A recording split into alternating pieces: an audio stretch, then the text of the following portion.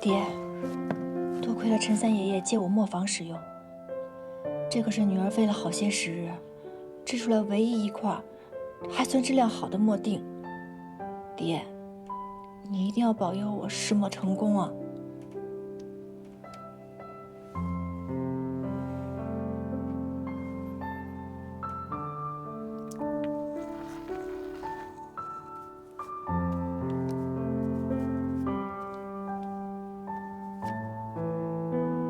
墨色发灰，凝质感又重，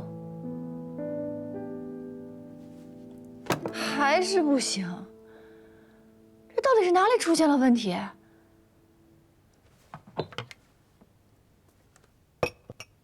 给娘看看，你制了什么墨呀？别看了，这墨都没有成型。那什么样的墨才算是成型呢？自然是用料金贵，制法纯熟，落笔如云烟游龙。你说这些我也听不懂，反正你爹说了，这墨锭外面做的再漂亮，里面用料再珍贵，终究还是要给人用的。那哪些人用墨，要用什么样的墨，哪有你想的那么复杂？做一块能用的舒心趁手的墨不就好了？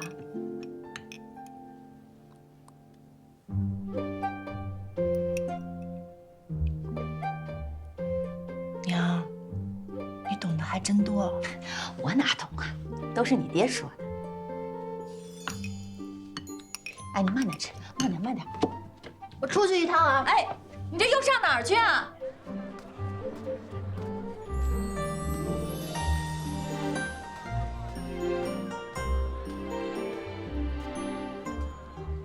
来，客官，看一下我们的墨，文娘，又好又实惠。看你3天2头的来这儿给哥买墨，何不去那边买个好的？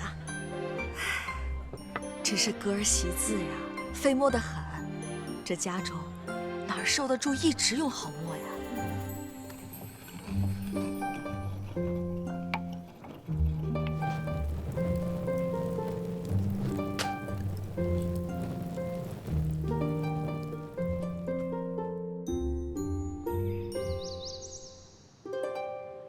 胡会长，诸位墨业当家，这便是我做的出新墨。这墨一瞧便知烟台烧的老了，捶打也不到位，制得甚是儿戏。不错，此墨既无商货之貌，受不得高价，又无传世墨意，制作稀松平常，在加墨济己的徽州，着实登不得台面，粗制滥造。这要是我制的墨，我都不好意思进文会的大门。我还以为你会叫八爷帮你。胡会长，来品品这方成墨，有如此的胆识，得此一个成字，倒叫我高看你一眼。这用料普通，制法粗糙，只能算是下品墨。看来李珍姑娘以后就……吴会长，我给珍娘出的题，墨也不拿给我瞧瞧？哈哈，三爷。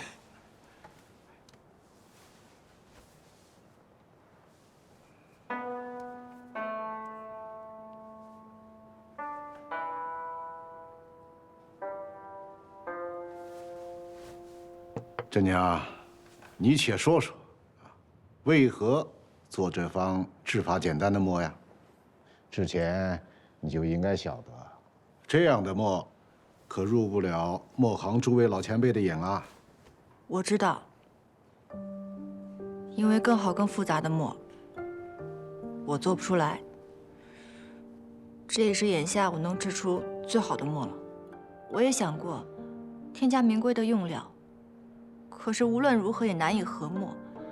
既然往上不成，我便想着，那便做一方简单又实用的墨也是不错的。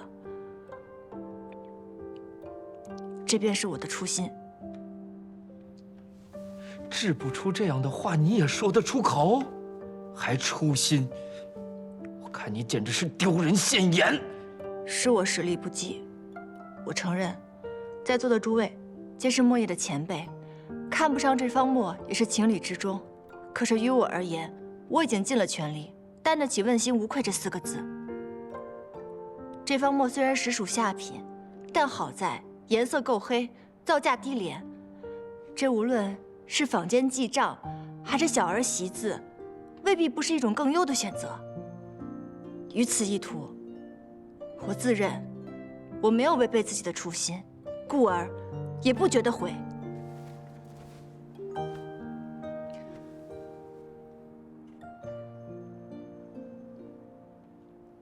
真娘已经知道今日结果了，最后还请三爷爷将此墨赠予他需要的人，也算是一尽他的价值。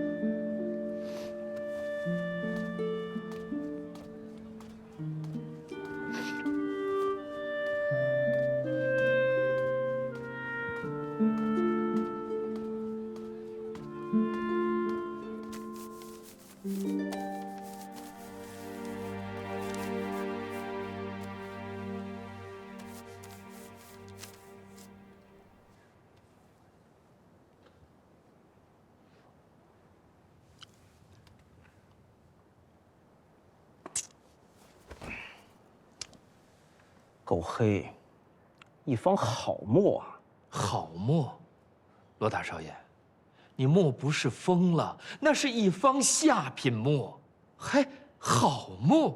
哎，物者有所宜，才者有所失，各处其意，故上下无违。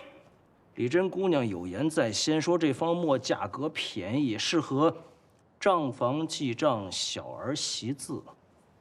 在座的诸位，年幼初习字时，给你们一方上品之墨，舍得用吗？老祖宗当年制出这第一方墨的时候，是为了把心里这点东西记下来，哪里有那么多的规矩？可无规矩它不成方圆，无规矩怎定优劣呀？优劣不分。我们这些磨坊，我们这些人，这个文会，他要他干什么呀？徽墨传承至今，徽州磨坊比比皆是。咱们各家拼的不就是一个精益求精吗？对，精益求精乃制墨之本。我问了磨坊的管事，说李珍姑娘初进磨坊学墨不过3、5月之余，敢问诸位在座的初学墨3、5月之士，能否制得出这样一方你们口中所谓的劣墨啊？是啊，文松之言让我想起初入墨行之时，习墨2载，2载啊，才制出平生第一方墨。要说成色嘛，也不过如此。那即使如此，李珍姑娘此时此刻这一方墨不能不算是一方好墨。诸位制墨制得久了，莫忘初心才是。再说了，诸位管得着李珍姑娘制墨不制墨呢？我若是李珍姑娘，我都犯不着接下这一桩考验。我制我的墨，管那么多做甚？诸位如此百般阻挠，是因为心生畏惧，怕有朝一日李真姑娘智墨大成，以女子之身强压诸位一头，丢失了颜面不成？我们会怕一个黄毛丫头？笑话！那既是如此，此事无需在意了。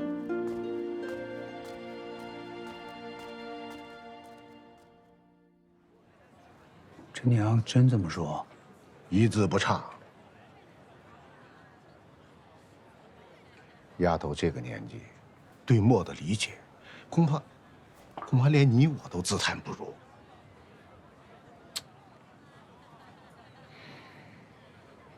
他让我将墨赠人，我左思右想，现在最需要他的，恐怕是李老八你啊。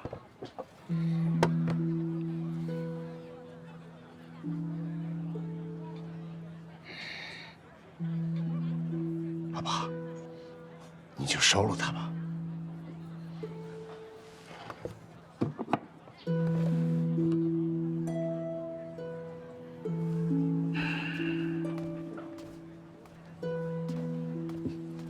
是，我知道你守规矩，你定制名士的，你不可以制墨。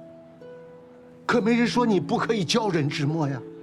文慧封了你这双制墨的手，又没封你的嘴，有嘴还不能说了。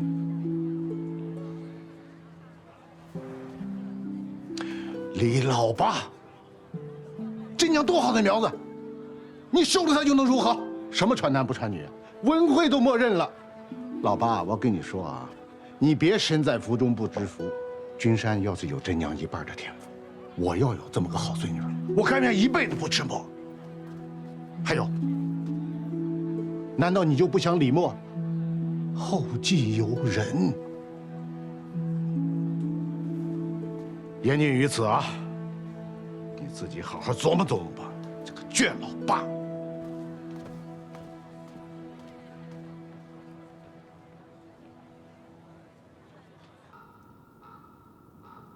景福，爹来看看你。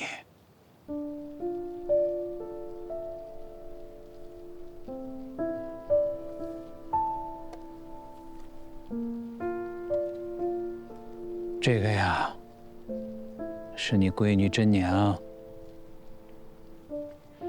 制的第一块墨，你瞧，叫初心墨。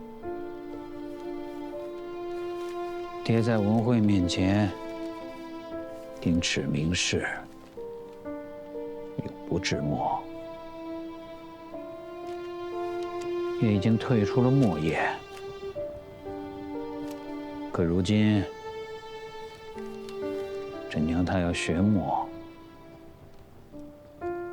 你说我该怎么办？